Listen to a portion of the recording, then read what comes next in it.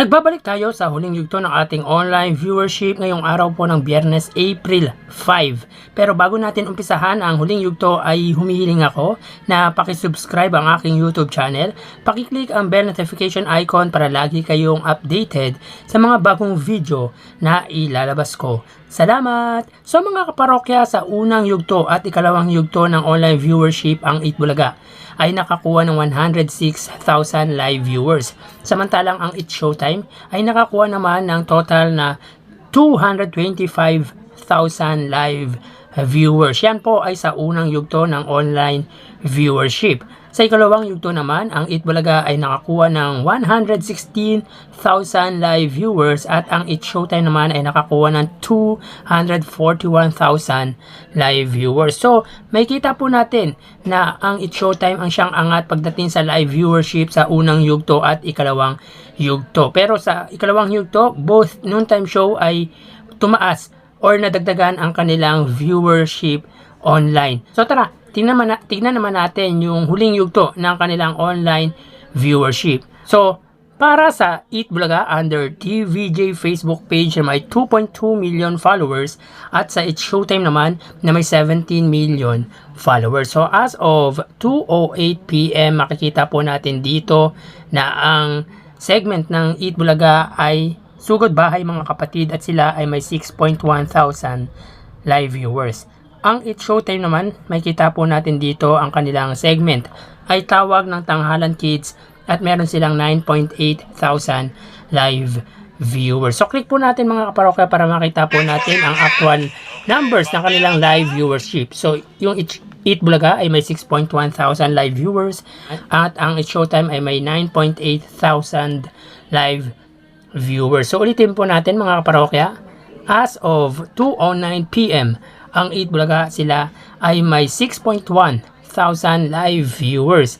Ang It's Showtime naman ay may 9.7 thousand live viewers. So makikita po natin dito mga kaparokya na ang It's Showtime pa rin ang angat pagdating sa live viewership. Pero ang Itbulaga po sa ikalawang yugto ng online viewership, sila ay may 10,000 at ngayon sila ay may 6,000. Ibig sabihin ay nabawasan po sila ng 4,000 viewers. Samantalang ang It's Showtime naman po sa ikalawang yugto sila ay may 24,000 at ngayon sila ay may 9,000. Ibig sabihin ay nabawasan po sila ng 15,000 live viewership. So malaki po ang nabawas sa live viewers ng It's Showtime pagdating sa huling yugto. So mapunta naman po tayo sa TV Network YouTube channel. Para po sa Itbulaga, under po yan sa Itbulaga. Under po yan sa TV5 Philippines na may kasalukuyang 1.72 million subscribers. Sa It's Showtime naman, under ABS-CBN Entertainment YouTube channel may 47.3 million subscribers. So as of 2:10 PM mga kaparokya, ang TV5 ay may 37,000 viewers. So sa ikalawang yugto, ang TV5 ay may 48,000 viewers. Ang It's Showtime naman under ABS-CBN Entertainment ay may kasalukuyang live viewers na 82,000 live viewers. So sa ikalawang yugto mga kaparokya, ang ABS-CBN Entertainment ay may 114,000 viewers. So ulitin po natin mga kaparokya, para po sa It's Showtime sila ay may 82,000 live viewers.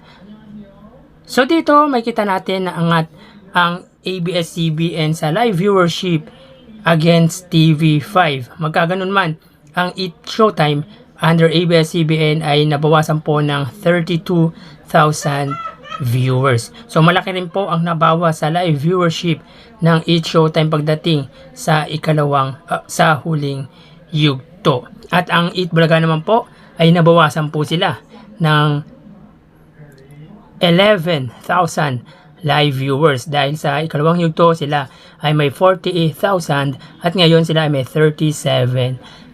So mapunta naman po tayo sa main YouTube channel ng dalawang bigating noontime show para po sa Itbulaga under Itbulaga TVJ na may 924,000 subscribers. Sa It's Showtime naman under ABS-CBN It's Showtime na may 2.09 million subscribers. Sa mga parokya sa ikalawang yugto, ang Eat Bulaga po ay may 58,000 viewers. Samantalang ang Eat Showtime ay may 103,000 live viewers. So click natin mga parokya.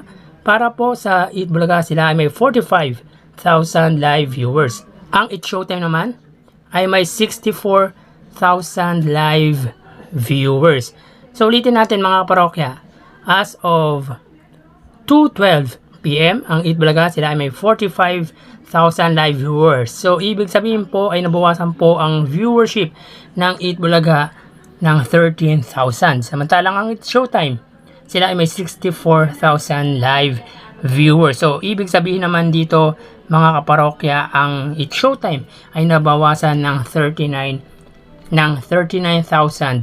live viewers. So magkaganon man, may kita po natin na angat na angat pa rin po pagdating sa live viewership ang Eat Showtime. So bali, ang total na nakuha ng Eat Bulaga ay 88,000 live viewers. Samantalang ang Eat Showtime ay nakakuha ng total live viewers na 155,000 live viewers.